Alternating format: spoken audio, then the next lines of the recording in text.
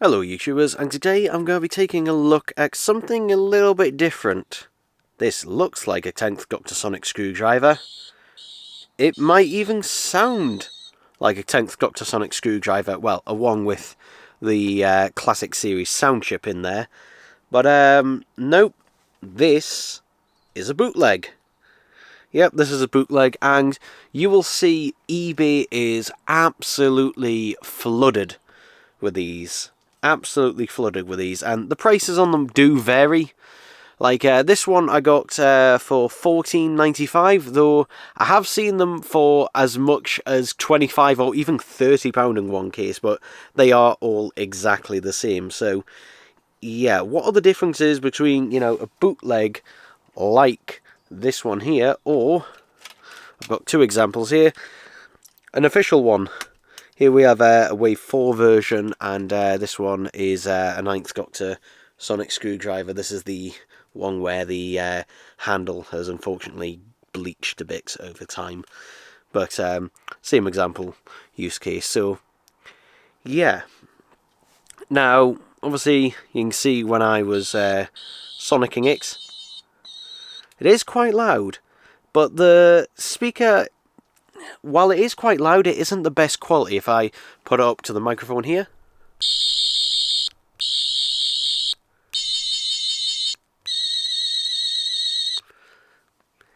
it's slightly less quality, slightly less, although it is louder.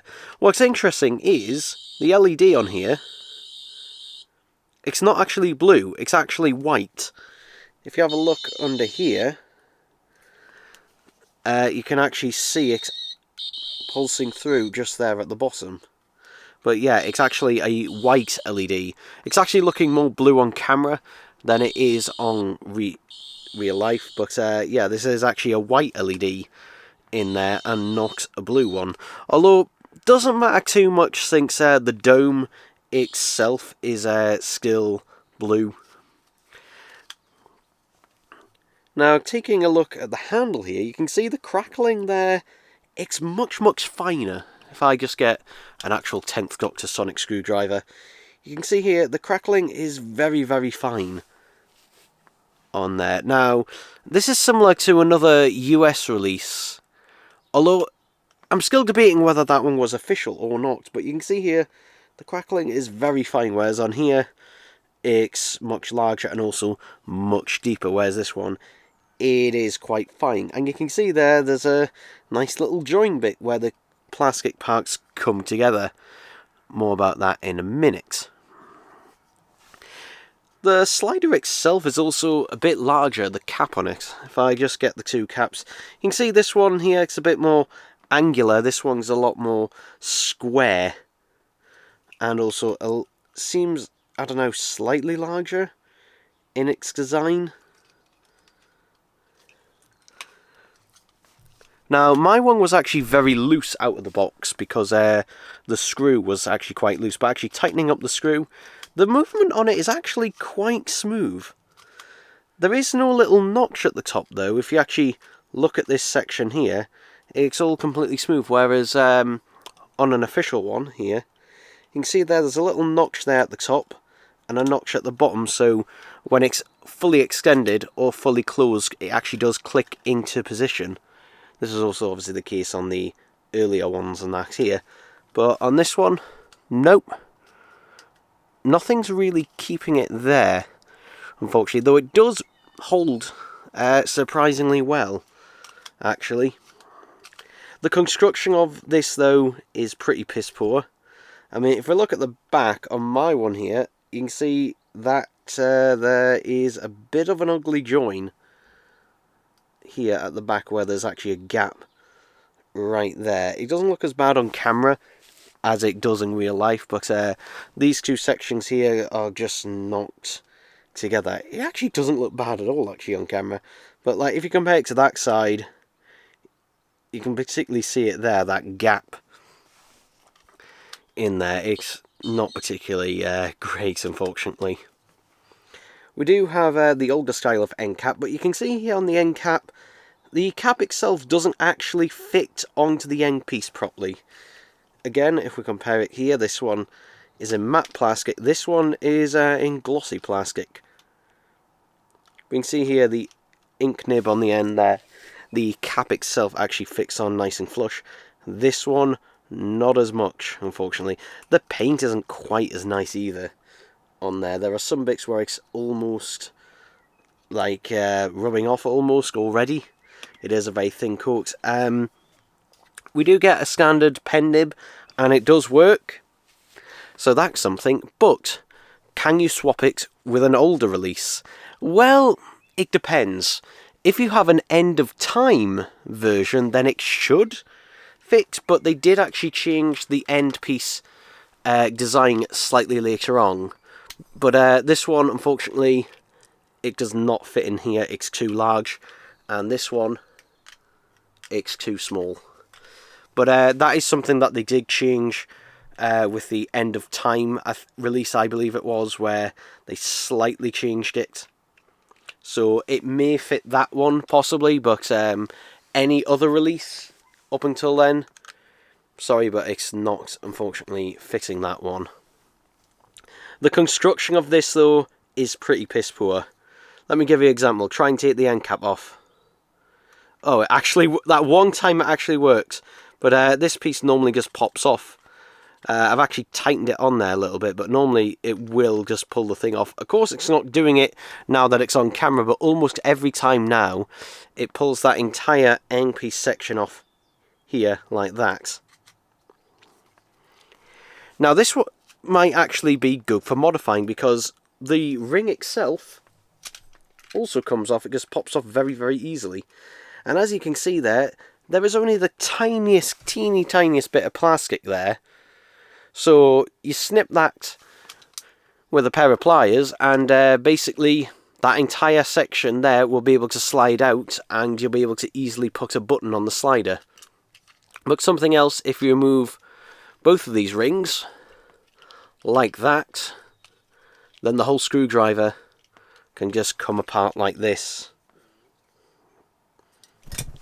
Yep, and I of course drop a piece of it onto the floor, because I do that every time, but you can see there that it just literally pops apart like this. This will make it, though, very easy for any modifications you want to make for it. Or if you want to take, say, the blue section out here and cut it out and put it in a sonic screwdriver, say that's, you know, got the blue switches broken off or something, that could be something you could actually use this release for. So you could use it to possibly repair previous releases. That is a thing. I mean, for example, if you get along with a good core section, the core section isn't actually bad, and it does run off the exact same batteries and everything, because it is just a copy of that battery compartment. But out of all the sonic screwdrivers, this one will be the absolute easiest one to modify. So if you are into modifying your sonic screwdrivers and, you know, putting a button on the slider or whatever, this one will be a nice and easy one to do it with, because, as I said, it's not glued together. Now, a surefire way you can tell that it's a bootleg is the UV ink nib will come in a little bag like this. I haven't actually opened this one yet. Yeah, for some reason the UV ink nib comes in a bag, whereas the regular pen nib doesn't. For some reason, even though they're both packaged separately from each other. Why is this? No idea. I haven't actually opened it, but as you can see on there, it says UV ink nib. I think that, yeah, I think that's fully dried out. Have I got any paper to test it on? Yes, I do. I've got an envelope here.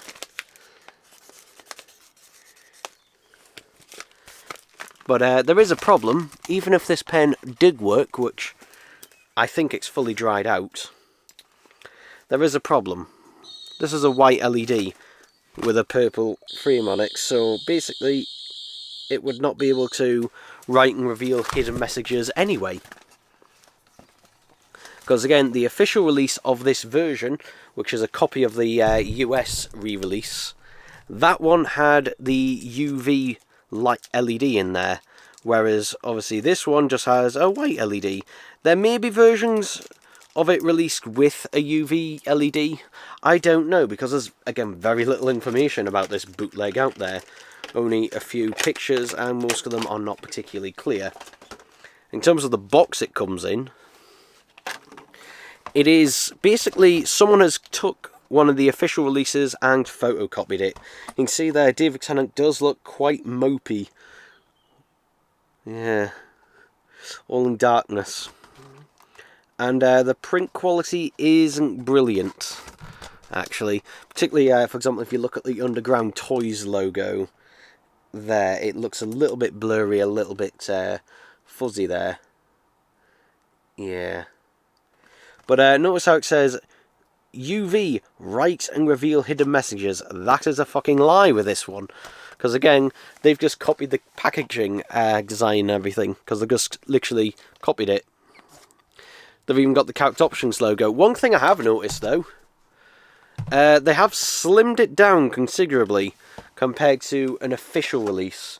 And I will show you what I actually mean with this. So let me take the end piece off.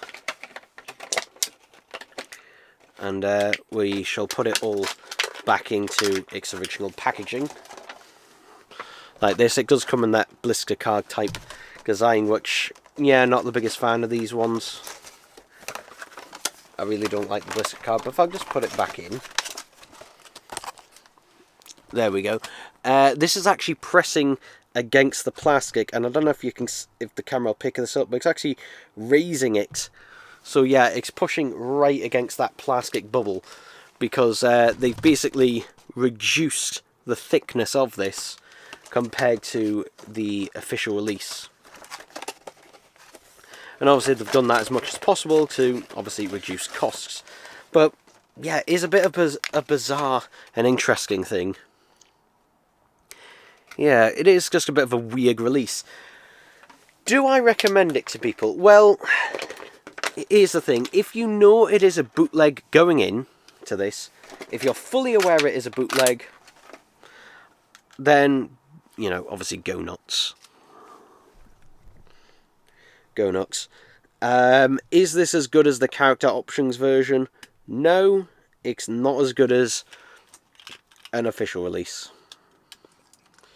You can also see that section there isn't quite as clear on that one, or then again, that some of them do change. But, and there you go. It isn't the worst thing in the world, though.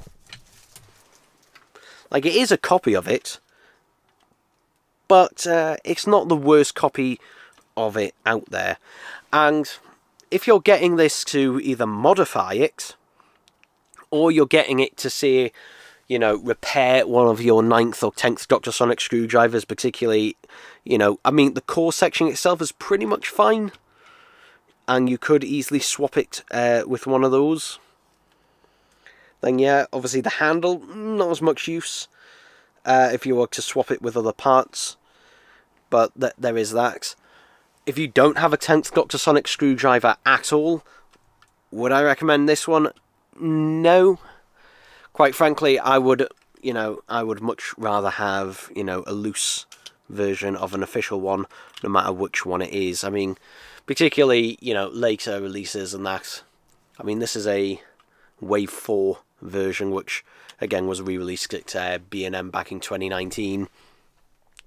But I'd recommend any of those ones.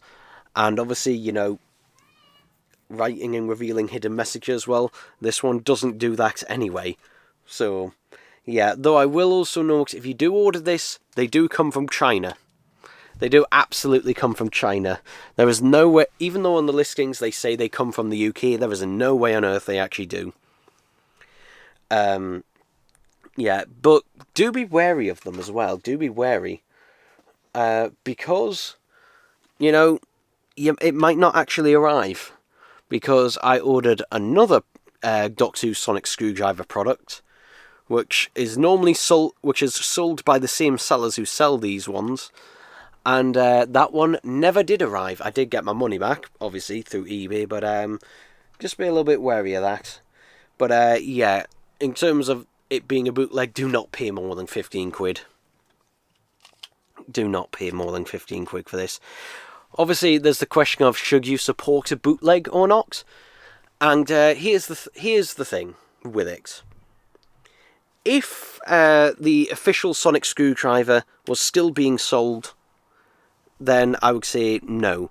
But since it isn't being sold and there are no signs currently of it being re-released, at least not for the foreseeable future, then I say if a company, is not selling a product, then bootlegs are going to come in, and there you go. So I'd say that, go nuts with it. But yeah, and that's it for this review, and I'll see you next time. Bye bye.